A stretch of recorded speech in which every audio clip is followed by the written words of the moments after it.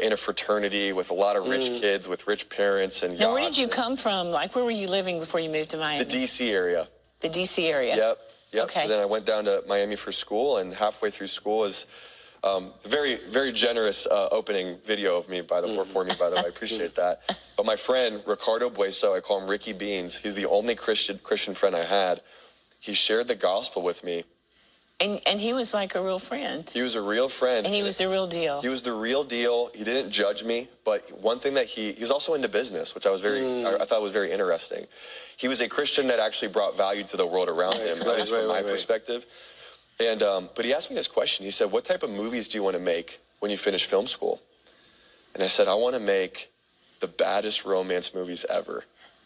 He was like, "What do you mean by that?" And I said, "Well, I had this theory that if we didn't just think of romance as like these chick flick rom-com movies, but really understood it as," and I had gone through relational turmoil too, so I'm sure like that's kind of piecing together this worldview.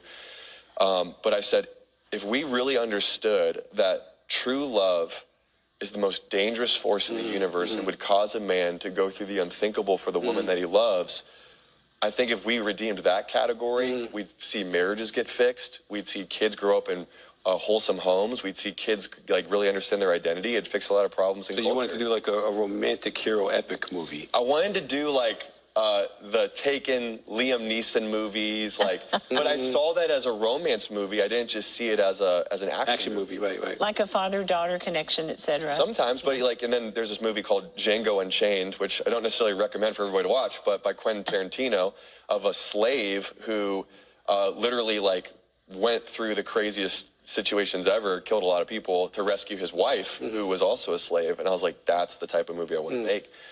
And my friend turned to me and he said, "You would love the Bible."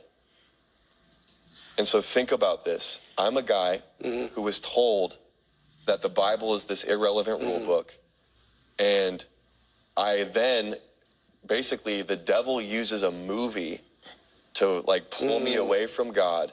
And then God sends this new friend, Ricardo Bueso, into my life to share the gospel with me and to reframe it, not as just this religious book, but the ultimate love story about the ultimate knight in shining armor, Jesus Christ, who went to, came from heaven to planet Earth to rescue a damsel in distress that was put under a curse called sin by a dragon named Satan, slays the dragon on the cross, rescues us, and we get to live happily. What are you thinking about when you hear that story?